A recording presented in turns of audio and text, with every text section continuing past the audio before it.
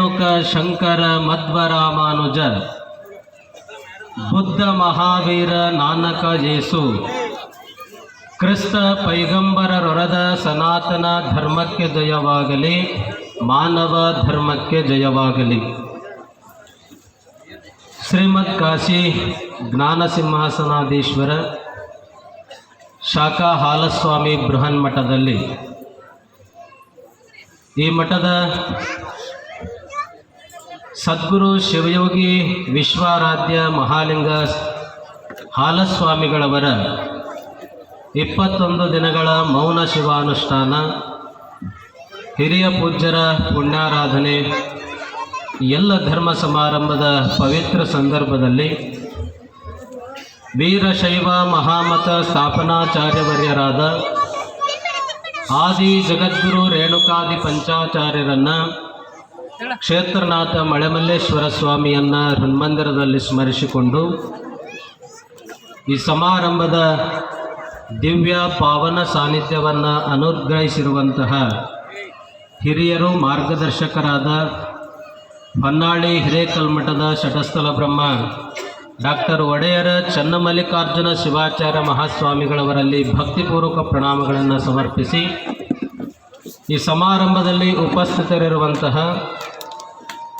ನಂದೀಪುರ ಹಿರೇಮಠದ ಶಟಸ್ಥಲ ಬ್ರಹ್ಮ ನಂದೀಶ್ವರ ಶಿವಾಚಾರ್ಯ ಮಹಾಸ್ವಾಮಿಗಳವರಲ್ಲಿ, ಧರ್ಮಕ್ಷೇತ್ರ ನಾಗವಂದದ ಶಟಸ್ಥಲ ಬ್ರಹ್ಮ ಶಿವಯೋಗಿ ಶಿವಾನಂದ ಶಿವಾಚಾರ್ಯ ಸ್ವಾಮಿಗಳವರಲ್ಲಿ, ಮಂಠಳದ ಶ್ರೀಮನ್ನಿರಂಜನ ಪ್ರಣವ ಸ್ವರೂಪಿ ಅಭಿನವ ಚನ್ನಬಸವ ಮಹಾಸ್ವಾಮಿಗಳವರಲ್ಲಿ ಭಕ್ತಿಪೂರ್ವಕ ಪ್ರಣಾಮಗಳನ್ನು ಸಮರ್ಪಿಸಿ, ಈ ಸಮಾರಂಭದಲ್ಲಿ ಉಪಸ್ಥಿತರಿರುವಂತಹ ರಾಂಪುರ ಬೃಹನ್ಮಠದ ಸದ್ಗುರು ಶಿವಯೋಗಿ ಶಿವಕುಮಾರ ಹಾಲಸ್ವಾಮಿಗಳವರಲ್ಲಿ, ಈ ಸಮಾರಂಭದ ನೇತೃತ್ವವನ್ನು ಅನುಗ್ರಹಿಸಿರುವಂತಹ ಸದ್ಗುರು ಶಿವಯೋಗಿ ವಿಶ್ವಾರಾಧ್ಯ ಮಹಾಲಿಂಗ ಸ್ವಾಮಿಗಳವರಲ್ಲಿ, ವೇದಿಕೆಯಲ್ಲಿ ಇರುವಂಥ ಎಲ್ಲ ಹಾಲಸ್ವಾಮಿಗಳವರಲ್ಲಿ ಶರಣು ಸಮರ್ಪಿಸಿ, ವೇದಿಕೆಯಲ್ಲಿ ಉಪಸ್ಥಿತರಿರುವಂತಹ ಎಲ್ಲ ಗಣ್ಯಮಾನ್ಯರೇ, ಹಾಲಸ್ವಾಮಿ ಸೇವಾ ಸಮಿತಿಯ ಅಧ್ಯಕ್ಷರನ್ನು ಮೊದಲು ಮಾಡಿ ಎಲ್ಲ ಪದಾಧಿಕಾರಿಗಳವರೇ, ಸೇವೆಯನ್ನು ಸಲ್ಲಿಸಿಕೊಂಡು ಬಂದಿರುವಂಥ ಎಲ್ಲ ಸೇವಾ ಸದ್ಭಕ್ತರೇ, ಪ್ರಾಸ್ತಾವಿಕ ನುಡಿಗಳನ್ನಾಡಿರುವಂತಹ ವೇದಮೂರ್ತಿ ಶಿವಲಿಂಗಯ್ಯ ಶಾಸ್ತ್ರಿಗಳವರೇ, ವೈದಿಕ ಸೇವೆಯನ್ನು ಸಲ್ಲಿಸಿರುವಂತಹ ಗುರುದಾರುಕಾಚಾರ್ಯ ಶಾಸ್ತ್ರಿಗಳವರು ಮೊದಲು ಮಾಡಿ ಎಲ್ಲ ಪುರೋಹಿತ ಬಳಗವೇ, ಪತ್ರಿಕಾ ಮಾಧ್ಯಮದವರೇ, ಪಾಲ್ಗೊಂಡಿರುವಂತಹ ಗೋವಿಂದ ಕೋವಿಗ್ರಾಮವನ್ನು ಮೊದಲು ಮಾಡಿ ಸುತ್ತಮುತ್ತಲಿನಿಂದ ಆಗಮಿಸಿರುವಂಥ ಶ್ರೀಮಠದ ಎಲ್ಲ ಸದ್ಭಕ್ತರೇ, ತಾಯಂದಿರೇ ಮತ್ತು ಮಕ್ಕಳೇ, ಬಹಳ ವಿಶೇಷವಾಗಿ ಈ ಮೌನ ಶಿವಾನುಷ್ಠಾನದ ಧರ್ಮ ಸಮಾರಂಭ ನಡ್ಕೊಂಡು ಬರ್ತಾ ಇದೆ. ಇವತ್ತು ನಮ್ಮೆಲ್ಲ ಪೂಜ್ಯರ ಒಂದು ಪುಣ್ಯ ಏನಪ್ಪ ಅಂದ್ರೆ, ಸಮಾರಂಭ ಯಾವಾಗ ಮುಗೀತದಪ್ಪ, ಯಾವಾಗ ಸ್ನಾನ ಪೂಜೆ ಪ್ರಸಾದ ಮಾಡ್ತೀವಿ ಅಂತ ನಾವು ಅನ್ಕೊತಿದ್ವಿ. ಆದರೆ ಇವತ್ತು ಪ್ರಾರಂಭದಲ್ಲೇ ಎಲ್ಲ ಸ್ವಾಮಿಗಳು ಪ್ರಸಾದ ಮಾಡಿ ವೇದಿಕೆಗೆ ಕೂತೀವಿ. ನೀವೆಲ್ಲ ಈಗ ಆ ಕಡೆಗೆ ನಿಮ್ಮ ದೃಷ್ಟಿ ಹೋಗ್ತಾ ಇದೆ. ನೀವೆಲ್ಲ ಸಮಾರಂಭ ಮುಗಿಸಿ ಆನಂತರ ನೀವು ಪ್ರಸಾದ ಮಾಡಿದ ಮೇಲೆ ಸ್ವಾಮಿಗಳು ಹೋಗಿ ಸ್ನಾನ ಪ್ರಸಾದ ಮಾಡಬೇಕಾಗಿತ್ತು. ನಮ್ಮ ಹೊನ್ನಾಳಿ ಪೂಜ್ಯರು ಅಪ್ಪಣೆ ಪಡಿಸಿದರು. ಸಮಯ ಹೆಂಗಾಗಿದೆ, ರುದ್ರಾಭಿಷೇಕನೂ ತಡ ಆಗಿದೆ, ಎಲ್ಲ ಸ್ವಾಮೀಜಿಯವರು ಪ್ರಸಾದ ಮಾಡಿ ಸಮಾರಂಭಕ್ಕೆ ಹೋಗಿಬಿಡೋಣ ಅಂತೇಳಿ. ಹಾಗಾಗಿ ಸ್ವಾಮಿಗಳೆಲ್ಲ ಭಾಳ ಆನಂದವಾಗಿ ಕೂತೀವಿ. ಎಲ್ಲೆಲ್ಲ ಒತ್ತಡ ಇದ್ದರೂ ಕೂಡ ವೇದಿಕೆಯಲ್ಲಿ ಮಾತ್ರ ಭಾಳ ಆನಂದವಾಗಿ ನಾವೆಲ್ಲರೂ ಕೂಡ ಕೂತ್ಕೊಂಡಿರ್ತಕ್ಕಂಥದ್ದು. ಇದಕ್ಕೆ ಕಾರಣ ಏನಪ್ಪ ಅಂದ್ರೆ ಪ್ರಸಾದ ಆಗೈತಿ ಅಂತ. ಈಗ ಇಷ್ಟೋ ಮಟ್ಟ ಯಾಕೆ ಪ್ರಸಾದ ಚಲವಾಗಲಿಲ್ಲ ಅಂದರೆ ಈಗ ಪ್ರಾರಂಭ ಮಾಡಿದ್ದಾರೆ, ಯಾಕಂದರೆ ಸಮಯನೂ ಭಾಳ ಆಗಿದೆ ಈಗ. ಅದಕ್ಕೆ ಪರಮ ಪೂಜ್ಯರು ಈಗಾಗಲೇ ಪ್ರಾಸ್ತಾವಿಕ ನುಡಿಯನ್ನು, ಉಪದೇಶವನ್ನು, ಸಾಕಷ್ಟು ವಿಚಾರಗಳು ಈ ವೇದಿಕೆ ಮೇಲೆ ಅತಿಥಿಗಳು ಕೂಡ ಮಾತಾಡಿಕೊಂಡು ಬಂದಿದ್ದಾರೆ. ನಮ್ಮ ಹಾಲಸ್ವಾಮಿಗಳವರು ಈ ಸನ್ಯಾಸತ್ವಕ್ಕೆ ಏನು ಬೇಕಲ್ಲ, ಯಾವ ಮಾರ್ಗ ಬೇಕಲ್ಲ, ಅದನ್ನು ಆ ಮಾರ್ಗವನ್ನು ಈಗ ಸರಿಯಾದ ರೀತಿ ಒಳಗೆ ಪ್ರಾರಂಭದಲ್ಲೇ ಆ ಮಾರ್ಗದಲ್ಲಿ, ಆ ರಾಜಮಾರ್ಗದಲ್ಲಿ ನಾನು ಹೋಗಬೇಕನ್ನುವಂಥ ಸಂಕಲ್ಪವನ್ನು ಮಾಡಿಕೊಂಡು, ಸನ್ಯಾಸತ್ವಕ್ಕೆ ಏನು ಬೇಕಪ್ಪ ಅಂದರೆ ತಪಸ್ಸು ಬೇಕು. ಆ ತಪಸ್ಸಿನ ಶಕ್ತಿಯನ್ನು ಪಡ್ಕೊಂಡು ಬರುವಂಥ ಭಕ್ತರ ಸಂಕಷ್ಟಗಳನ್ನು ಪರಿಹಾರ ಮಾಡಲಿಕ್ಕೆ ಸಾಧ್ಯ. ಗಾಡಿಯ ಒಳಗೆ ಪೆಟ್ರೋಲ್ ಇತ್ತಂದ್ರೆ ಓಡ್ತದೆ, ಎಲ್ಲಿ ಮಠ ಅದಿರ್ತದೆ ಅಲ್ಲಿ ಮಠ ಮತ್ತು ನಿಂತ್ಕೊಂಡ್ಬಿಡ್ತದೆ ಗಾಡಿ. ಈ ಅನುಷ್ಠಾನ ಯಾಕೆ ಪ್ರತಿ ವರ್ಷ ಅನುಕೂಲ ಆದಾಗ ಮಾಡ್ಕೊಂಡು ಬರ್ತಾರಪ್ಪ ಸಮಯವನ್ನು ನಿಗದಿ ಮಾಡಿಕೊಂಡು ಅಂತಂದರೆ ಭಕ್ತರಾಗೆ ಒಳಿತನ್ನು ಮಾಡಲಿಕ್ಕೆ ಅವರ ಸಂಕಷ್ಟಗಳನ್ನು ಪರಿಹಾರ ಮಾಡಲಿಕ್ಕಾಗಿ ಎಲ್ಲ ಮಠಗಳಲ್ಲಿ ಪೂಜ್ಯರು ತಪೋನುಷ್ಠಾನವನ್ನು ನೆರವೇರಿಸಿ ಅವರಿಗೆ ಆಶೀರ್ವಾದವನ್ನು ಮಾಡ್ತಾ ಇದ್ದಾರೆ. ಅನುಷ್ಠಾನ ಅಂದರೆ ಏನಂದ್ರೆ ಆಚರಣೆ ಅಂತ. ಭಗವಂತನ ಹಿತಚಿಂತನೆಯನ್ನು ಮಾಡುವಂಥ ಸಂದರ್ಭದಲ್ಲಿ ಕೆಲವು ಆಚರಣೆಗಳನ್ನು ಪರಿಪಾಲನೆ ಮಾಡಬೇಕು. ಮೌನವಾಗಿರಬೇಕು, ಪ್ರತ್ಯೇಕವಾಗಿರಬೇಕು, ಯಾರಿಗೂ ಕೂಡ ದರ್ಶನವನ್ನು ಕೊಡದಾಗಿರಬೇಕು, ಸಾತ್ವಿಕ ಆಹಾರಗಳನ್ನು ಸ್ವೀಕಾರ ಮಾಡಬೇಕು. ಈ ರೀತಿ ಒಳಗೆ ಕೆಲವು ಆಚರಣೆಗಳನ್ನು ಪರಿಪಾಲನೆ ಮಾಡಿಕೊಂಡು ಭಗವಂತನ ಚಿಂತನೆಯನ್ನು ಮಾಡೋದು, ಭಗವಂತನ ಆರಾಧನೆಯನ್ನು ಮಾಡಿಕೊಂಡು ಬರೋದು ಅಂತೇಳಿ ಆ ಒಂದು ನಿಟ್ಟಿನಲ್ಲಿ ಇವತ್ತು ಆ ಅನುಷ್ಠಾನವನ್ನು ಕೈಗೊಂಡಂಥ ಪೂಜ್ಯರು ಇವತ್ತು 21 ದಿನಗಳ ಪರ್ಯಂತರವಾಗಿ ಉಪವಾಸ ಇದ್ದು ಸಾತ್ವಿಕ ಆಹಾರವನ್ನು, ಹಣ್ಣು ಹಾಲನ್ನು ಮಾತ್ರ ಸ್ವೀಕಾರ ಮಾಡಿ ಇವತ್ತು ಏನಾದರೂ ಒಂದು ಶಕ್ತಿಯನ್ನು ಸಂಪಾದನೆ ಮಾಡ್ಕೋಬೇಕು, ಅದನ್ನು ಭಕ್ತರಿಗಾಗಿ ಲೋಕ ಕಲ್ಯಾಣಕ್ಕಾಗಿ ಅದನ್ನು ಅರ್ಪಿಸ್ಬೇಕಂಥೇಳಿ ಅವರು ಒಂದು ಗಟ್ಟಿಯಾಗಿರ್ತಕ್ಕಂಥ ಸಂಕಲ್ಪವನ್ನು ಮಾಡಿಕೊಂಡು ಅವರ ಅಧಿಕಾರದ ನಂತರದಲ್ಲಿ ಈ ಮಹತ್ತರವಾಗಿರ್ತಕ್ಕಂಥ ಕಾರ್ಯವನ್ನು ನಿಮ್ಮ ಹಾಲಸ್ವಾಮೀಜಿಯವರು ಮಾಡಿಕೊಂಡು ಬಂದಿದ್ದಾರೆ. ಯಾಕಂದರೆ ಈ ಪೂಜೆ ಪುನಸ್ಕಾರ ಜಪ ತಪಾದಿಗಳನ್ನು ಪ್ರತಿಯೊಬ್ಬರು ಕೂಡ ಆಚರಣೆ ಮಾಡಬೇಕು. ಬರೀ ಸನ್ಯಾಸಿಗಳು ಮಾಡಬೇಕಂತಿಲ್ಲ, ಸಂಸಾರಸ್ಥರು ಕೂಡ ಮಾಡಬೇಕು. ನೀವೆಲ್ಲ ನಿಮ್ಮ ಮಕ್ಕಳದ ಜನ್ಮ ದಿನಾಂಕ ಮತ್ತು ಸಮಯ ಕೊಟ್ಟರೆ ಅಂದ್ರೆ ಅವ್ರೇನು ಮಾಡ್ತಾರೆ, ಶಾಸ್ತ್ರಿಗಳು ಜಾತಕ ಬರೀತಾರಿಲ್ಲ. ಜಾತಕದಲ್ಲಿ 12 ಮನೆಗಳಂತ ಬರ್ತವೆ, 12 ಭಾವಗಳು. ಅದರಲ್ಲಿ ಯಾವ ಗ್ರಹ ಇದೆ, ಯಾವ ಭಾವದಲ್ಲಿ ಯಾವ ಗ್ರಹ ಇದೆ ಅಂತ ಹೇಳಿ ನೋಡಿ ಅದರ ದೋಷಗಳನ್ನು ನಿಮಗೆ ಹೇಳ್ತಾರೆ. ಆ ದೋಷದ ಪರಿಹಾರಕ್ಕೆ ಏನು ಹೇಳ್ತಾರಪ್ಪ ಅಂದರೆ ಆ ಗ್ರಹದ ಮೂಲ ಮಂತ್ರವನ್ನು ಜಪ ಮಾಡಿರಿ, ಹೋಮವನ್ನು ಮಾಡಿರಿ, ಅವಾಗ ಅದು ಪರಿಹಾರ ಆಗ್ತದೆ, ನಿಮಗೆ ಒಳ್ಳೆಯದಾಗ್ತದೆ ಅಂತ ಹೇಳ್ತಾರೆ. ಹಾಗೆ 12 ಭಾವಗಳು ಬರ್ತಾವಲ್ಲ, ಏನು ತನು, ಧನ, ಸಹಜ, ಸುಖ, ಸುತ, ರಿಪು, ಜಾಯ, ಮೃತ್ಯು, ಧರ್ಮ, ಕರ್ಮ, ಲಾಭ ಮತ್ತು ವ್ಯಯ ಅಂತ ಹೇಳಿ 12 ಭಾವಗಳು ಬರ್ತವೆ. ಆ 12 ಭಾವದಲ್ಲಿ ಯಾವ ಗ್ರಹದಿಂದ ತೊಂದರೆ ಆಗ್ತದೆ ಅನ್ನೋದನ್ನೇ ನೋಡಿ ಪರಿಹಾರವನ್ನು ಪುರೋಹಿತ ಬಳಗ ಪೂಜ್ಯರು ಕೂಡ ನೀಡಿಕೊಂಡು ಬರ್ತಾ ಇದ್ದಾರೆ. ಅಲ್ಲಿ ಅದು ಒಂದು ಭಾವ ಪರಿಪೂರ್ಣವಾಗಿ ಪೂರ್ಣತೆಯನ್ನು ಕಾಣಬೇಕಪ್ಪ ಅಂದರೆ 1 ಕೋಟಿ ಮಂತ್ರ ಜಪವನ್ನು ಮಾಡಬೇಕಂತ ಹೇಳಿದರು. ಮನುಷ್ಯ ತನ್ನ ಜೀವಿತಾವಧಿ ಒಳಗೆ ಎಷ್ಟು ಕೋಟಿ ಮಂತ್ರ ಜಪ ಮಾಡ್ಬೇಕಂದ್ರೆ 12 ಕೋಟಿ ಮಂತ್ರ ಜಪ ಮಾಡ್ಬೇಕಂತ ಹೇಳಿದರು. ನೀವೆಲ್ಲ ವಿಚಾರ ಮಾಡಿ, ಸ್ವಾಮಿಗಳೇನಪ್ಪ ನಿಮಗೆ ಅದೇ ಕೆಲಸ, ನೀವು ಮಾಡ್ಕೊತ ಬರ್ರಿ ನಮಗೆಲ್ಲ ಆಗ್ತದೆ ಅಂತ ಹೇಳಿ ನೀವೆಲ್ಲ ವಿಚಾರ ಮಾಡ್ಬೋದು. ಸಂಸಾರಸ್ಥರು ಕೂಡ ನಡೆಸ್ಕೊಂಡು ಬರಬೇಕು. ಮಂತ್ರ ಜಪವನ್ನು ಬರೀ ಸ್ನಾನ ಮಾಡಿ ಪೂಜೆ ಮಾಡೋವಂಥ ಸಂದರ್ಭದಲ್ಲೇ ಮಾಡಬೇಕಂತಿಲ್ಲ. ಅದರ ಸಾಧನೆ ಆಯ್ತಪ್ಪ ಅಂದರೆ ನಾವು ಕೂತ್ಕೊಂಡಾಗ ನಿಂತ್ಕೊಂಡಾಗ ನಮ್ಮ ವೈಯಕ್ತಿಕ ಏನು ಕೆಲಸ ಕಾರ್ಯಗಳನ್ನು ಮಾಡ್ತಾ ಇರುವಾಗ ಕೂಡ ಆ ಮಂತ್ರ ಜಪವನ್ನು ಮಾಡ್ಬೇಕಂತ. ಸಂಸಾರದಲ್ಲಿ ಹೆಂಗಿರ್ಬೇಕಂದ್ರೆ ಬಾಯಿಯೊಳಗೆ ನಾಲಿಗೆ ಐತಿಲ್ಲ, ನಿಮಗೆಲ್ಲ ಆಯ್ತಾ, ಆ ನಾಲಿಗೆ ಇದ್ದಂಗೆ ಇರ್ಬೇಕಂತ. ನೀವು ಇಲ್ಲಿ ಪ್ರಸಾದ ಮಾಡ್ತೀರಿ, ಅದಕ್ಕೆ ತುಪ್ಪನೂ ಹಾಕಿರ್ತಾರೆ, ಎಣ್ಣೆನೂ ಹಾಕಿರ್ತಾರೆ, ಎಲ್ಲ ಹಾಕಿರ್ತದೆ, ಜಿಡ್ಡಿನ ಅಂಶ ಅದಲ್ಲ. ನೀವೇನೆಲ್ಲ ಪ್ರಸಾದವನ್ನು ಸ್ವೀಕಾರ ಮಾಡಿರಿ, ಅದು ಮತ್ತು ಆ ಜಿಡ್ಡನ್ನು ತನ್ನ ಮೈಗೆ ಹಚ್ಕೊಂತದ ನಾಲಿಗೆ ಮತ್ತು ಸ್ವಚ್ಛವಾಗಿ ಇರ್ತದಲ್ಲ. ಹಾಗೆ ಸಂಸಾರದೊಳಗೆ ಇದ್ರೂ ಇಲ್ದಂಗೆ ಇರ್ಬೇಕಂತ. ಸಂಸಾರದ ಜವಾಬ್ದಾರಿ ಒಂದು ಕಡೆ ಆದರೆ ನಾವೆಲ್ಲ ಮೋಕ್ಷವನ್ನು ಪ್ರಾಪ್ತಿ ಮಾಡ್ಕೊಳ್ಳಿಕ್ಕಾಗಿ ಭಗವಂತನ ಆರಾಧನೆಯನ್ನು ಕೂಡ ಒಂದು ಕಡೆ ನಾವು ಮಾಡ್ಕೊಂಡು ಬರಬೇಕಂತ. ಅದಕ್ಕೆ ಈ ಮಂತ್ರ ಜಪ ಏನು ಅನುಷ್ಠಾನ ಮಾಡಿದರಲ್ಲ ಸ್ವಾಮಿಗಳು, 21 ದಿನ ಭಾಳ ಶ್ರದ್ಧೆಯಿಂದ, ಭಕ್ತಿಯಿಂದ, ನಿಷ್ಠೆಯಿಂದ ಆಚರಣೆಗಳನ್ನು ಮೈಗೂಡಿಸಿಕೊಂಡು ನಿತ್ಯದಲ್ಲಿ 21,600 ಬಾರಿ ಮಂತ್ರ ಜಪವನ್ನು ಮಾಡಿದ್ದಾರೆ. ಮನುಷ್ಯನ ಉಸಿರಾಟ ಕ್ರಿಯೆ ಒಂದು ದಿನಕ್ಕೆ ನಾವು ಮಲಗಿರಲಿ, ಎಚ್ಚರಿರಲಿ, ಏನೇ ಕೆಲಸ ಮಾಡ್ತಾ ಇದ್ರೂ ಕೂಡ ಉಸಿರನ್ನು ತೆಗೆದುಕೊಳ್ಳೋದು ಬಿಡುವಂಥ ಕ್ರಿಯೆ ನಡೀತಾನೆ ಇರ್ತದೆ. ಅದು ಒಂದು ದಿನಕ್ಕೆ ಎಷ್ಟು ಬಾರಿ ನಡೀತದೆ ಅಂದರೆ 21,600 ಬಾರಿ ನಡೀತದೆ. ಹಾಗೆ ಉಸಿರಾಟ ಕ್ರಿಯೆಯಲ್ಲೇ ಮಂತ್ರ ಜಪವನ್ನು ಬೆರೆಸಬೇಕಂತ ಶಾಸ್ತ್ರ ಹೇಳ್ತದೆ. ಅದಕ್ಕೆ ನಿತ್ಯದಲ್ಲಿ 21,600 ಶಿವಪಂಚಾಕ್ಷರಿ ಮಂತ್ರದ ಜಪವನ್ನು ಮಾಡಿ ಇವತ್ತು ಅನುಷ್ಠಾನವನ್ನು ಪೂರ್ಣಗೊಳಿಸಿರ್ತಕ್ಕಂಥದ್ದು. ಹೀಗೆ ನಿತ್ಯದಲ್ಲಿ 21,600 ಮಂತ್ರ ಜಪ ಮಾಡಿದ್ರಪ್ಪ ಅಂದರೆ 16 ತಿಂಗಳಿಗೆ 1 ಕೋಟಿ ಮಂತ್ರ ಜಪ ಆಗ್ತದೆ. ಸ್ವಲ್ಪ ದಿನಕ್ಕೆ ಆಗಂಗಿಲ್ಲ. ಆ 1 ಕೋಟಿ ಮಂತ್ರ ಜಪ ಪೂರ್ಣ ಆಗಬೇಕಪ್ಪ ಅಂದರೆ 16 ತಿಂಗಳು ಮಂತ್ರ ಜಪವನ್ನು ಮಾಡಬೇಕಂತ. ಆ ಒಂದು ನಿಟ್ಟಿನಲ್ಲಿ ಇವತ್ತು ಪ್ರಾರಂಭದ ಹೆಜ್ಜೆಯಾಗಿ ಶ್ರೀಮಠದ ಹಾಲಸ್ವಾಮೀಜಿ ಅವರು ಆ ಮಂತ್ರ ಜಪವನ್ನು ಈ ಒಂದು ಅನುಷ್ಠಾನದ ಸಂದರ್ಭದಲ್ಲಿ ಭಾಳ ವ್ಯವಸ್ಥಿತವಾಗಿ ನಡ್ಕೊಂಡು ಬಂದಿದ್ದಾರೆ. ಅವರು ಮುಂದೆ ಏನು ಮಾಡಬೇಕನ್ನುವಂಥ ಸಂಕಲ್ಪಗಳನ್ನು ಭಾಳ ಇಟ್ಕೊಂಡಾರ. ಅವರು ಇವೆಲ್ಲ ಸಮಿತಿಯವರಿಗೆ ಭಾಳ ಪ್ರೀತಿಯಿಂದ ಮಾತಾಡಿದ್ರೆ ನೀವು ನೋಡಿದ್ರಿಲ್ಲ, ಗುರುಗಳನ್ನು ನೀವೆಲ್ಲ ತಂದೆ ಸ್ಥಾನದಲ್ಲಿಟ್ಟಿರಿ, ಅವರೆಲ್ಲ ನಿಮ್ಮನ್ನು ತಾಯಿ ಅಂತ ಕರೆದ್ರು. ಸಮಿತಿಯವ್ರನ್ನಾಗಿರ್ಬೋದು, ಭಕ್ತರನ್ನಾಗಿರ್ಬೋದು. ಇಲ್ಲಿ ಅದೊಂದು ಜಗತ್ತಿಗೆ ಮನುಷ್ಯನಿಗೆ ಸಂಸ್ಕಾರ ಕೊಡುವಂಥದ್ದು ಮೂಲ ತಂದೆ ತಾಯಿಯಿಂದನೇ ಬರಬೇಕು. ತಂದೆ ತಾಯಿನೇ ಒಳ್ಳೆ ರೀತಿ ಒಳಗೆ ಮಕ್ಕಳಿಗೆ ಸಂಸ್ಕಾರವನ್ನು ಕೊಡಬೇಕು. ಆ ರೀತಿ ಒಳಗೆ ನೀವೆಲ್ಲ ತಂದೆಯ ಸ್ಥಾನದಲ್ಲಿ ಹಾಲಸ್ವಾಮಿಗಳನ್ನಿಟ್ಟರೆ ನೀವೆಲ್ಲ ತಾಯಿಯ ಸ್ಥಾನದಲ್ಲಿದ್ದೀರಿ ಅಂಥೇಳಿ ಅವರು ಭಾಳ ಭಾವುಕರಾಗಿ ನಿಮ್ಮ ಜೊತೆಗೆ ಆ ವಿಚಾರವನ್ನು ಹಂಚಿಕೊಂಡ್ರು. ಆ ಸಮಿತಿ ಎಲ್ಲ ಸದಸ್ಯರು ಏನು ಈ ಜವಾಬ್ದಾರಿಯನ್ನು ಮುಂದುವರಿಸ್ಕೊಂಡು ಬಂದು ಈಗ ಅಧಿಕಾರ ಕೊಟ್ಟಿರ್ತಕ್ಕಂಥದ್ದು ಈ ಮಠದ ಪರಂಪರೆ ಏನೈತಲ್ಲ ಅದರ ಮುಖಾಂತರವಾಗಿಯೇ ಶ್ರೀಗಳು ಹೋಗಬೇಕಾಗ್ತದೆ. ನಾವು ಯಾವುದೋ ಒಂದು ಅನಿವಾರ್ಯತೆಯಿಂದ ಅನಾರೋಗ್ಯದಿಂದ ಕೆಲವು ಕಾರ್ಯಗಳು, ಧಾರ್ಮಿಕ ಕಾರ್ಯಗಳು ನಿಂತು ಹೋಗಿಬಿಟ್ಟಿರ್ತವೆ.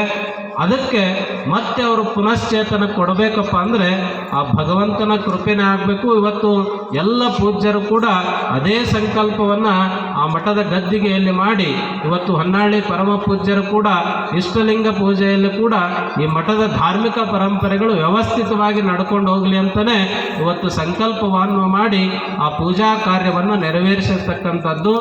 ಆ ಕಾರ್ಯಕ್ಕಾಗಿಯೂ ಕೂಡ ನೀವೇನು ಎಲ್ಲ ಸದ್ಭಕ್ತರು ಕೂಡ ಏನು ಮುಳ್ಳಗದ್ದಿಗೆಯನ್ನು ಮಾಡಬೇಕಂತ ಅವರೇನು ಗಟ್ಟಿಯಾಗಿರ್ತಕ್ಕಂಥ ಒಂದು ಸಂಕಲ್ಪವನ್ನು ಮಾಡ್ಕೊಂಡಿದ್ದಾರಲ್ಲ, ಆ ಸಂಕಲ್ಪಕ್ಕೆ ನೀವೆಲ್ಲ ಶಕ್ತಿಯಾಗಿ ಅವರ ಜೊತೆಗೆ ಇದ್ದು ಶ್ರೀಮಠದ ಮೂಲ ಪರಂಪರೆ ಏನಿತ್ತು, ಮೂಲ ಆಚಾರ್ಯರು ಹಾಲಸ್ವಾಮಿಗಳವರು ಏನು ಮಾಡ್ಕೊಂಡು ಬರ್ತಾ ಇದ್ದೀರಲ್ಲ ಆ ಕಾರ್ಯವನ್ನು ಚಾಚು ತಪ್ಪದೇ ಮಾಡ್ಕೊಂಡು ಹೋಗ್ಬೇಕಂತ ಹೇಳಿ ಈ ಸಂದರ್ಭದಲ್ಲಿ ತಿಳಿಸಿ, ಇವೆಲ್ಲ ಪುಣ್ಯಮಯವಾಗಿರ್ತಕ್ಕಂಥ ಕಾರ್ಯಗಳು. ನಿಜಗುಣ ಶಿವಗಳು ಹೇಳ್ತಾರೆ, ದುರಿತ ಕರ್ಮವನ್ನೊಲ್ಲದಿರು ಪುಣ್ಯವನ್ನೇ ಮಾಡು ಅಂಥೇಳಿ.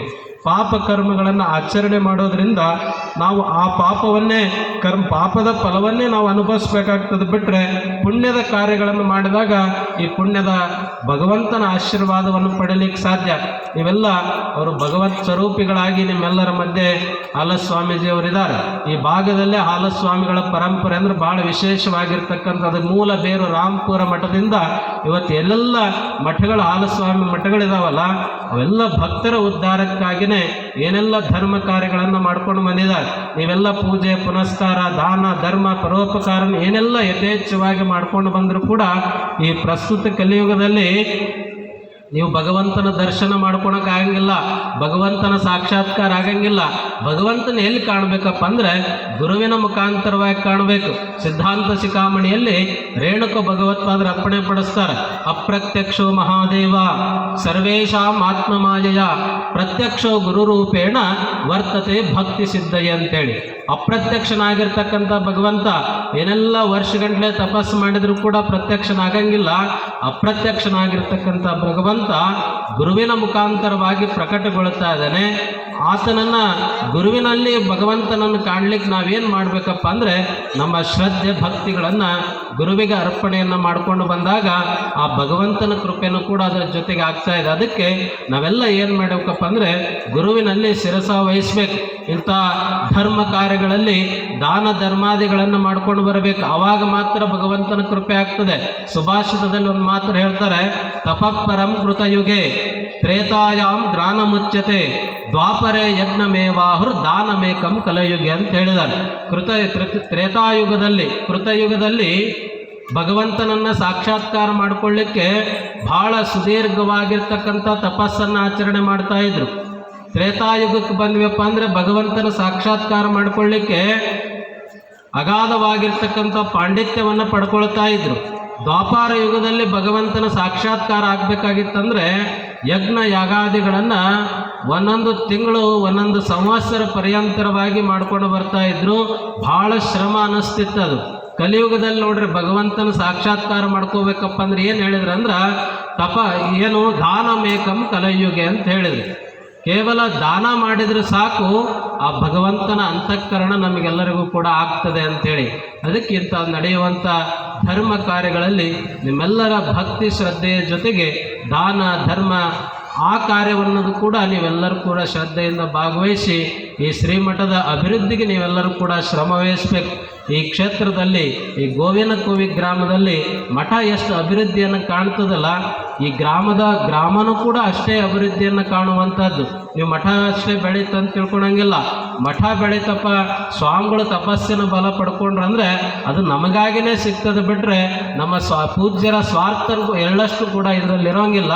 ಅದಕ್ಕೆ ಈ ಗ್ರಾಮ ಏನಾದರೂ ಅಭಿವೃದ್ಧಿಯನ್ನು ಕಾಣಬೇಕಪ್ಪ, ಈ ನಾಡಿನೊಳಗೆ ಹೆಸರನ್ನು ಸಂಪಾದನೆ ಮಾಡಬೇಕಪ್ಪ ಅಂದರೆ ಈ ಗ್ರಾಮವನ್ನು ಮೊದಲು ಮಾಡಿ ಈ ಶ್ರೀಮಠದ ಪರಂಪರೆಗೆ ಇರುವಂಥ ಎಲ್ಲ ಸದ್ಭಕ್ತರು ಕೂಡ ವಿಶೇಷವಾಗಿ ಈ ಕ್ಷೇತ್ರಕ್ಕೆ ನಡ್ಕೊಂಡು ಆ ಒಂದು ಕಾರ್ಯದಲ್ಲಿ ನೀವೆಲ್ಲರೂ ಕೂಡ ಪಾಲ್ಗೊಳ್ಬೇಕಂತ ಹೇಳಿ ಈ ಸಂದರ್ಭದಲ್ಲಿ ತಿಳಿಸಿ, ಈ ಮುಂದಿನ ಶ್ರೀಮಠದ ಪೂಜ್ಯರು ಏನು ಧರ್ಮ ಕಾರ್ಯಗಳೇನಿದಾವಲ್ಲ ಈ ಅನುಷ್ಠಾನದಿಂದ ಪ್ರಾರಂಭ ಮಾಡಿರ್ತಕ್ಕಂಥದ್ದು, ಪೂಜ್ಯರು ಈ ಅನುಷ್ಠಾನವನ್ನೇ ಯಾವತ್ತೂ ಕೂಡ ಅಳವಡಿಸಿಕೊಂಡು ಪ್ರತಿ ವರ್ಷ ಒಂದೊಂದು ಬಾರಿ ಈ ಅನುಷ್ಠಾನವನ್ನು ನಿಮಗಾಗಿ, ಭಕ್ತರಿಗಾಗಿ, ಲೋಕ ಕಲ್ಯಾಣಕ್ಕಾಗಿ ಮಾಡಿಕೊಂಡು ಬರಲಿ.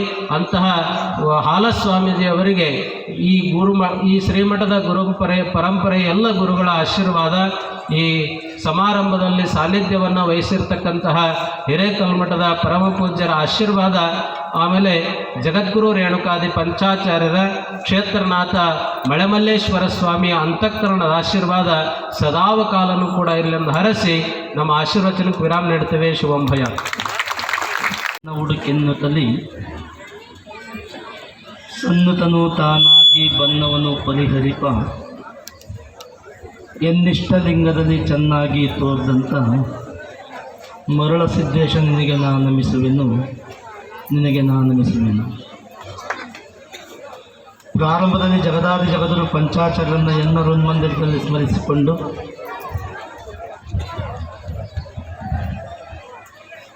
ಹೊನ್ನಾಳಿ ತಾಲೂಕು ಗೋವಿನಕೋವಿ ಗ್ರಾಮದಲ್ಲಿ ನೆಲೆನಿಂದು ಮಹಾ ತಪಸ್ಸನ್ನಗೈದು ನಿಮ್ಮೆಲ್ಲರನ್ನು ಅನುಗ್ರಹಿಸಿರುವಂತಹ ಕರ್ತೃಗದ್ದೆಗಿರುವಂತಹ ಹಾಲಸ್ವಾಮಿಗಳ ಗದ್ದೆಗೆ ನಮನಗಳನ್ನು ಸಲ್ಲಿಸಿ,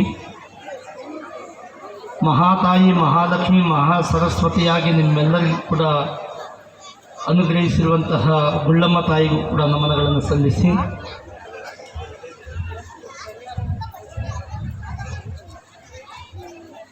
ಗೋವಿನಕೋವಿಯ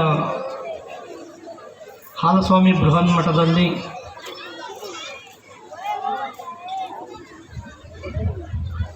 ಶ್ರೀ ಸದ್ಗುರು ಶಿವಯೋಗಿ ಶಿವರಾಜ್ಯ ಮಹಾಲಿಂಗ ಹಾಲಸ್ವಾಮಿಗಳವರ 21 ದಿನಗಳ ಪರ್ಯಂತರ ಮೌನ ಅನುಷ್ಠಾನ ಹಾಗೂ ಪೂಜ್ಯತ್ರಯರ ಪುಣ್ಯಾರಾಧನಾ ಕಾರ್ಯಕ್ರಮದ ದಿವ್ಯ ಸಾನ್ನಿಧ್ಯವನ್ನು ವಹಿಸಿಕೊಂಡಿರುವ ಪರಮಪೂಜ್ಯರಾದ ಹೊನ್ನಾಳಿಯ ಹಿರೇಕಲ್ಮಠದ ಡಾಕ್ಟರ್ ಮಲ್ಲಿಕಾರ್ಜುನ ಶಿವಾಚಾರ್ಯ ಸ್ವಾಮೀಜಿಯವರಿಗೆ ಕೂಡ ನಮನಗಳನ್ನು ಸಲ್ಲಿಸಿ,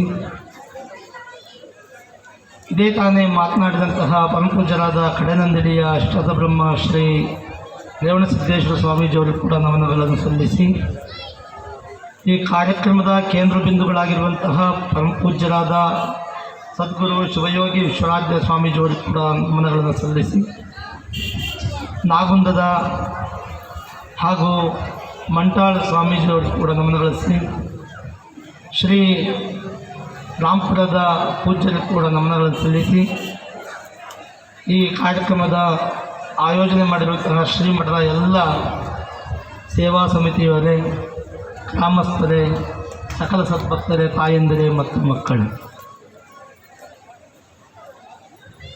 ಜೋರಾಗಿ ಬರುವ ಮಳೆಯನ್ನು ನಿಲ್ಲಿಸಬಹುದು, ರಭಸವಾಗಿ ಹರಿಯುವ ನದಿನದಂಗಳಂ ನಿಲ್ಲಿಸಬಹುದು, ಶರದಿಯೋಳ್ ಗರ್ಜನೆಯಂ ನಿಲ್ಲಿಸಬಹುದು, ಆದರೆ ಚಲಿಸುವ ಮನವಂ ನಿಲ್ಲಿಸಲಳವಲ್ಲ, ಚಲಿಸುವ ಮನವಂ ನಿಲ್ಲಿಸಲಳವಲ್ಲ. ಅಂತಹ ಚಲಿಸುವ ಮನಸ್ಸನ್ನು ನಿಲ್ಲಿಸಿ ತಪಸ್ಸನ್ನು ಗೈದಿರುವಂತಹ ಪೂಜ್ಯರು ಯಾರಾದರೂ ಇದ್ದರೆ ಗೋವಿನಕೋವಿಯ ತಪಸ್ಸುಗಳಾದಂತಹ ಹಾಲಸ್ವಾಮಿಗಳು ಅನ್ನುವಂತಹ ಮಾತುಗಳನ್ನು ಹೇಳಲಿಕ್ಕೆ ನಾವು ಬಯಸುವೆ. ಹಾಗಾಗಿ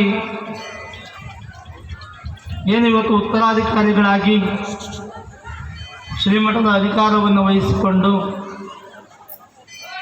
ಬಾಲ್ಯದಲ್ಲಿ ಗುರುಕುಲದಲ್ಲಿ ಅಧ್ಯಯನ ಮಾಡಿ ವೇದಾಧ್ಯಯನ, ಜ್ಯೋತಿಷ್ಯ ಅಧ್ಯಯನ ಮಾಡಿ ಇವತ್ತು 21 ದಿನಗಳ ಪರ್ಯಂಕವಾಗಿ ಶಾರೀರಿಕ ಮತ್ತು ಮಾನಸಿಕ ಎಲ್ಲ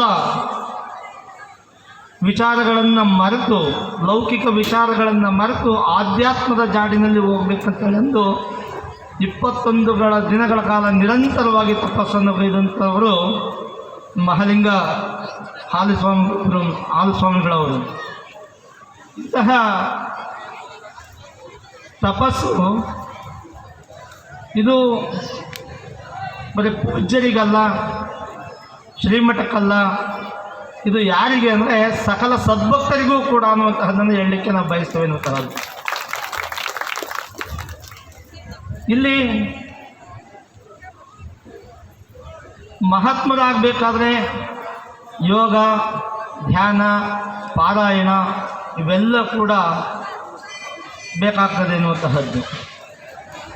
ಈ ಯೋಗ ಸಾಧನೆಯಿಂದ ಶಾರೀರಿಕ ಮತ್ತು ಮನಸ್ಸು ಎರಡೂ ಕೂಡ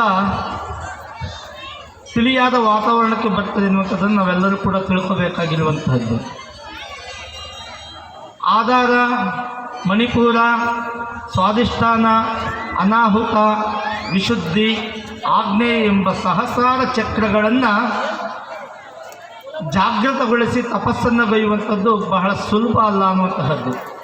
ಹೀಗೆ ತಪಸ್ಸನ್ನು ಗೈದು ನಿಮ್ಮೆಲ್ಲರಿಗೂ ಕೂಡ ಅನುಗ್ರಹ ಆಶೀರ್ವಾದವನ್ನು ಮಾಡಿರುವಂಥವರು ಹಾಲಸ್ವಾಮಿಗಳು ಅನ್ನುವಂತಹದ್ದು. ಹೀಗೆ ನಮ್ಮ ಧರ್ಮದಲ್ಲಿ, ನಮ್ಮ ದೇಶದಲ್ಲಿ ಬಹಳಷ್ಟು ಜನ ಮಹಾತ್ಮರುಗಳು ಆಗಿ ಹೋಗಿದ್ದಾರೆ ಎನ್ನುವಂತಹದ್ದು. ಉಜ್ಜಯಿನಿ ಸಿದ್ಧಲಿಂಗ ಜಗದ್ಗಳು ಕೇವಲ 32 ವರ್ಷಗಳ ಇಡೀ ಜಗತ್ತನ್ನೇ ಪರ್ಯಟನೆ ಮಾಡಿ ಮಹಾತಪಸ್ವಿಗಳಾಗಿ ಬುಕ್ಕಾಂಬುದಿಯಲ್ಲಿ ತಪಸ್ಸನ್ನು ಗೈದು ಮಹಾತಪಸ್ವಿಗಳಾಗಿ ಹೋದರು. ಇವತ್ತು ಜಗತ್ತೇ ಅವರನ್ನು ತಿರುಗಿ ನೋಡುವಂತೆ ಆಗಿದೆ ಎನ್ನುವಂತಹದ್ದು. ಅದೇ ರೀತಿ ಯಡಿಯೂರು ಸಿದ್ಧಲಿಂಗೇಶ್ವರರು ಕೇವಲ 36 ವರ್ಷಗಳ ಬದುಕಿ ಮಹಾ ತಪಸ್ಸನ್ನು ಕೈದು ಪುತ್ತ ಜಾಗದಲ್ಲಿ ಉತ್ತವೇ ಬೆಳೆದು ನಿಂತಿರುವಂತಹದ್ದನ್ನು ನೀವೆಲ್ಲರೂ ಕೂಡ ಕಂಡಿರುವಂತಹದ್ದು. ಇಡೀ ಜಗತ್ತೇ ಅವರನ್ನು ತಿರುಗಿ ನೋಡುವಂತಹ ಕೆಲಸ ಆಗಿದೆ ಅನ್ನುವಂತಹದ್ದು. ಸ್ವಾಮಿ ವಿವೇಕಾನಂದರನ್ನು ತಗೊಂಡು ಕೇವಲ ಅವರು ಕೂಡ 38 ವರ್ಷಗಳ ಕಾಲ ಬದುಕಿದ್ರು. ಇವತ್ತು ಕೂಡ ಅವರ ಆದರ್ಶನೀಯವಾಗಿರುವಂತಹ ಗ್ರಂಥಗಳನ್ನು, ಅವರ ಜ್ಞಾನ ಭಂಡಾರವನ್ನು ನೀವೆಲ್ಲರೂ ಕೂಡ ತಿಳ್ಕೊತಿದ್ರೆ ಅವರು ಕೂಡ ಇಡೀ ಜಗತ್ತೇ ಅವರ ಚಾರಿತ್ರ್ಯವನ್ನು ಓದುವಂತಹ ಪರಿಕಲ್ಪನೆಯನ್ನು ತಿಳ್ಕೊಂಡಿರುವಂಥದ್ದಾಗಿದೆ. ಹೀಗೆ ಬಹಳಷ್ಟು ಜನ ಮಹಾತ್ಮರುಗಳೆಲ್ಲರೂ ಕೂಡ ತಪಸ್ಸನ್ನು ಗೈದು ಇವತ್ತು ಏನಾಗಿದ್ದಾರೆ ಅಂದರೆ ಲೋಕ ಕಲ್ಯಾಣಾತ್ಮಕವಾಗಿ ತನ್ನ ದೇಹವನ್ನು, ದಾಹಗಳನ್ನೆಲ್ಲವನ್ನು ಬದಿಗೊತ್ತಿ ಜಗತ್ತಿನ ಕಲ್ಯಾಣಕ್ಕಾಗಿ ತನ್ನ ಸೇವೆಯನ್ನು ಮಾಡಿದ್ದಾರೆ ಎನ್ನುವಂಥದ್ದನ್ನು ನಾವೆಲ್ಲರೂ ಕೂಡ ವಿಚಾರ ಮಾಡಬೇಕಾಗಿದೆ ಎನ್ನುವಂಥದ್ದು. ಹಾಗಾಗಿ ಈ ಷಟ್ಚಕ್ರಗಳನ್ನು ದಾಟುವಂಥದ್ದು ಬಹಳ ಕಷ್ಟ. ಆದರೆ ಈ ಷಟ್ಚಕ್ರಗಳನ್ನು ಜಾಗೃತಗೊಳಿಸಬೇಕಂದ್ರೆ ಹೀಗೆ ಪ್ರತಿ ವರ್ಷವೂ ಕೂಡ, ಪ್ರತಿದಿನವೂ ಕೂಡ, ನಿತ್ಯವೂ ಕೂಡ ಸಮಯಕ್ಕೆ ನಿಗದಿತ ಅವಧಿಗೆ ಸರಿಯಾಗಿ ಕುಳಿತು ಧ್ಯಾನವನ್ನು, ಪ್ರಾಣಾಯಾಮಗಳನ್ನು ಮಾಡುವ ಮುಖಾಂತರವಾಗಿ, ಧ್ಯಾನವನ್ನು ಮಾಡುವ ಮುಖಾಂತರವಾಗಿ ಮಾಡಿದ್ದೆ ಆದರೆ ಇಂತಹ ಷಟ್ಚಕ್ರಗಳನ್ನು ಜಾಗೃತಗೊಳಿಸಿ ಚಿತ್ತವನ್ನು ಸ್ವಾಸ್ಥ್ಯಗೊಳಿಸಿಕೊಂಡು ಜಗತ್ತಿಗೆ ಒಂದು ಸಂದೇಶವನ್ನು, ವಿಶೇಷವಾದ ಒಂದು ಸಂದೇಶವನ್ನು ಕೊಡುವಂಥದ್ದಾಗ್ತದೆ ಎನ್ನುವಂಥದ್ದು. ಹಾಗಾಗಿ ನಮ್ಮೊಳಗೆ ಪ್ರತಿಯೊಬ್ಬರು ಪಾಸಿಟಿವ್ ಎನರ್ಜಿ, ನೆಗೆಟಿವ್ ಎನರ್ಜಿ ಎರಡೂ ಕೂಡ ಇದೆ ಅನ್ನೋದು.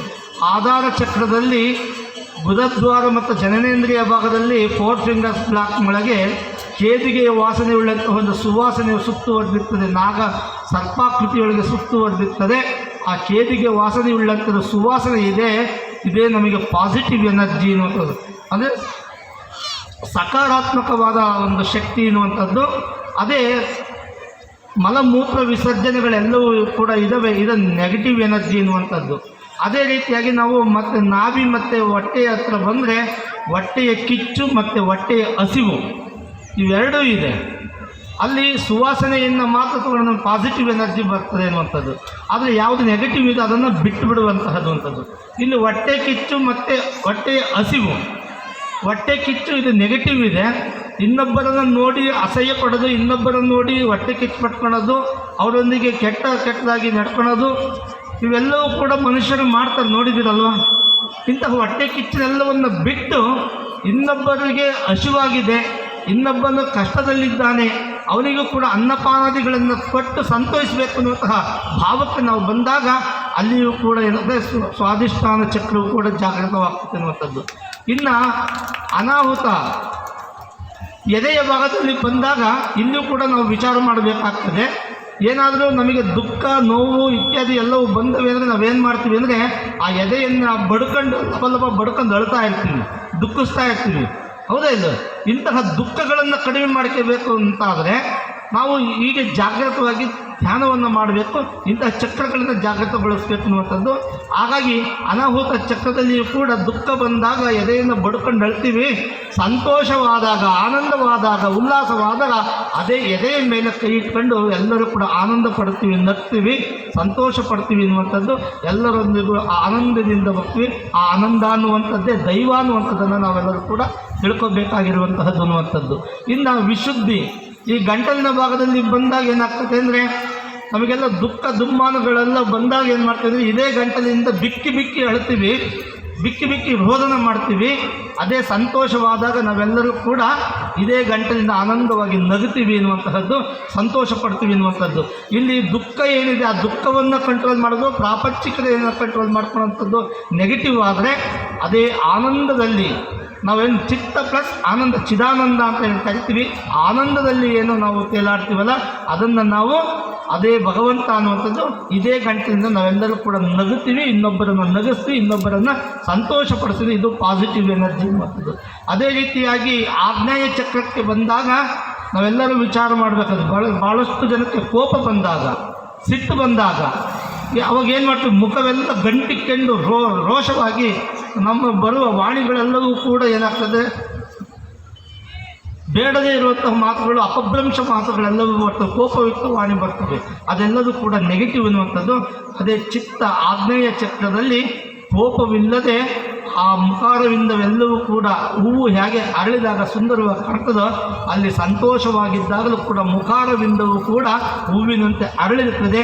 ಯಾವ ಮುಖ ಅರವಿಂದವೂ ಕೂಡ ಅರಳಿರ್ತದೋ ಅಲ್ಲಿ ಶಾಂತ ಸ್ವಭಾವವಿರ್ತದೋ ಆ ಮುಖವನ್ನು ನೋಡಲಿಕ್ಕೂ ಕೂಡ ಸಂತೋಷವಾಗ್ತದೆ ಎನ್ನುವಂಥದ್ದೇ. ನಾವು ದೇವಸ್ಥಾನದಲ್ಲಿ ಒಂದು ದೇವರನ್ನು ನೋಡುವಾಗ ಆ ದೇವರನ ಮುಖವನ್ನು ನಗುಮುಖದಲ್ಲಿ ಯಾವಾಗಲೂ ಕೆತ್ತನೆ ಮಾಡಿರ್ತಾನೆ.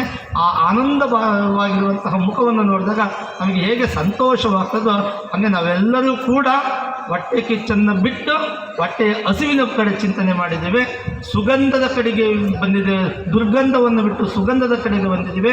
ಮತ್ತು ದುಃಖ ದುಮ್ಮಾನಗಳನ್ನು ಬಿಟ್ಟು ಆನಂದದ ಕಡೆಗೆ ನಾವೆಲ್ಲರೂ ಕೂಡ ಬಂದಿವಿ. ಇವೆಲ್ಲ ಚಕ್ರಗಳನ್ನು ದಾಟಿ ಸಹಸ್ರಾರು ಚಕ್ರದಲ್ಲಿ ನಮ್ಮ ಮನಸ್ಸನ್ನು ನೆಲೆಗೊಂಡು ಅಲ್ಲಿ ಒಂದು ವಿಶೇಷವಾದ ಚಿಂತನೆ ಬರ್ತದೆ, ವಿಶೇಷವಾದ ಒಂದು ಜ್ಞಾನವು ಬರ್ತದೆ.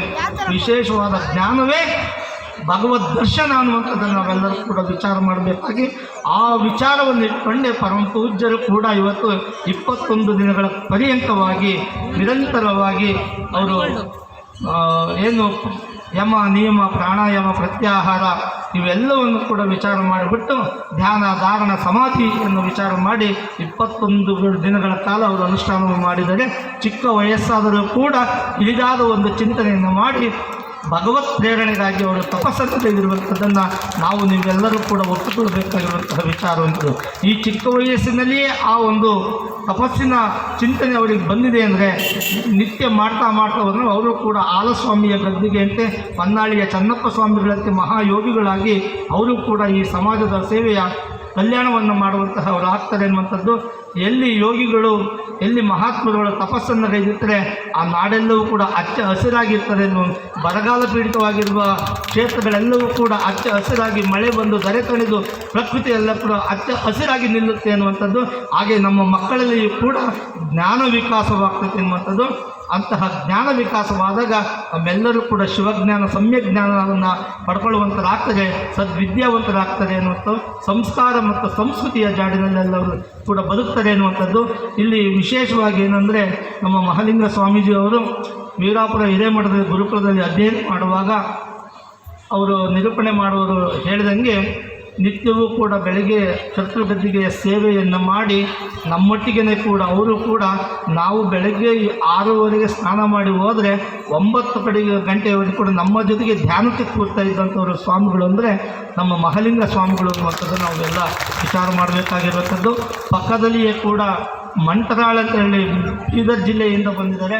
ಅವರು ಕೂಡ ನಮ್ಮ ಗುರುಕುಲದ ಅಧ್ಯಯನ ಮಾಡಿ ಅವರು ಅಲ್ಲಿ ಒಂದು ಬೃಹನ್ ಮಠಕ್ಕೆ ಅವರು ಕೂಡ ಮಹಾಸ್ವಾಮಿಗಳಾಗಿದ್ದಾರೆ ಎನ್ನುವಂಥದ್ದು ನಮ್ಮ ನಾಡಿನೊಳಗೆ ಏನು ನಮ್ಮ ನಾಗವಂದ ಸ್ವಾಮೀಜಿಯವರಾಗಿರ್ಬೋದು ಮತ್ತು ರೇವಣಸಿದ್ದೇಶ್ವರ ಸ್ವಾಮಿಗಳಾಗಿರ್ಬೋದು ಎಲ್ಲ ಪೂಜ್ಯರು ಕೂಡ ಅನುಷ್ಠಾನಗೈದು ಇವರೆಲ್ಲರೂ ಕೂಡ ಅವರು ಕೂಡ ಗುಡ್ಡದಲ್ಲಿ ಏನೂ ಇಲ್ಲದ ಜಾಗದಲ್ಲಿ ಒಂದು ಗುಡ್ಡದಲ್ಲಿ ಅವರು ತಪಸ್ಸನ್ನು ಮಾಡಿ ಇವತ್ತು ಆ ಕ್ಷೇತ್ರದಲ್ಲಿ ದೊಡ್ಡ ಒಂದು ರೇವಣಸಿದ್ದೇಶ್ವರ ಬೆಟ್ಟ ಅನ್ನುವಂತಹ ಹೆಸರನ್ನೇ ಕೊಟ್ಟಂಥವರು ರೇವಣಸಿದ್ದೇಶ್ವರ ಸ್ವಾಮಿಗಳು ಅನ್ನುವಂಥದ್ದು ಹಿರೇಕಲ್ ಮಠದ ವಿಚಾರವನ್ನು ತಗೊಂಡು ಮಹಾ ತಪಸ್ವಿಗಳ ಚಂದ್ರಶೇಖರ ಶಿವಾಚಾರ್ಯ ಸ್ವಾಮಿಗಳವರ ಕರತಲ ಸಂಜಾತರಾಗಿ ನಮ್ಮ ಡಾಕ್ಟರ್ ಮಲ್ಲಿಕಾರ್ಜುನ ಶಿವಾಚಾರ್ಯ ಸ್ವಾಮೀಜಿಗಳು ಅವರು ಕೂಡ ಆ ಕ್ಷೇತ್ರದ ಅಧಿಕಾರವನ್ನು ವಹಿಸಿಕೊಂಡು ಉತ್ತರೋತ್ತರ ಅಭಿವೃದ್ಧಿಯನ್ನು ಮಾಡಿ ಈ ನಾಡಿನ ಎಲ್ಲ ಸಮಸ್ತ ಭಕ್ತರಿಗೂ ಕೂಡ ಆಶಾಕಿರಣರಾಗಿ ಮಹಾ ತಪಸ್ಸಿನ ಶಕ್ತಿಯನ್ನು ಎಲ್ಲರಿಗೂ ದಾರಿ ಎರೆಯುವಂತಹ ಪರಮ ಪೂಜ್ಯರಾಗಿದ್ದಾರೆ ಅಂತ ಎಲ್ಲ ಸಮಾಜದ ಬಾಂಧವರನ್ನು ಎಲ್ಲ ಸಮಾಜದ ಭಕ್ತರನ್ನು ಕೂಡ ಸಮಾನವಾಗಿ ಕೊಂಡೊಯ್ಯುವಂತಹ ಸ್ವಾಮಿಗಳು ಯಾರಾದರೂ ಇದ್ದರೆ ಅದು ಹೊನ್ನಾಳಿಯ ಹಿರೇಕಲ್ ಮಠದ ಪೂಜ್ಯರು ಅನ್ನುವಂತಹ ಮಾತುಗಳನ್ನು ಹೇಳ್ತಾ ಇದ್ದೇವೆ ಎನ್ನುವಂಥದ್ದು. ಇನ್ನೊಂದು ನಿಟ್ಟಿನೊಳಗೆ ಬಸವಪಟ್ಟಣದ ಪರಮ ಪೂಜ್ಯರು ಕೂಡ ವಿಶ್ವರಾಜ್ಯ ಸ್ವಾಮೀಜಿಯವರು ಕೂಡ ಕೊರೋನಾದ ನಿಮಿತ್ತವಾಗಿ ಅವರು ಕೂಡ ಲಿಂಗೈಕ್ಯರಾದರು ಅನ್ನುವಂಥದ್ದು. ಹಾಗಾಗಿ ಆ ಪೀಠವನ್ನು ಅವರ ಭ್ರಾತೃಗಳಾದಂತಹ ಪೂಜ್ಯರು ಕೂಡ ಮುಂದುವರಿಸ್ಕೊಂಡು ಹೋಗ್ತಿದ್ರೆ ಆ ಮಠವೂ ಕೂಡ ನಿರಂತರವಾಗಿ ಸಮಾಜಮುಖಿ ಸೇವೆಯನ್ನು ಮಾಡ್ತಾ ಇದೆ ಅನ್ನುವಂಥದ್ದು.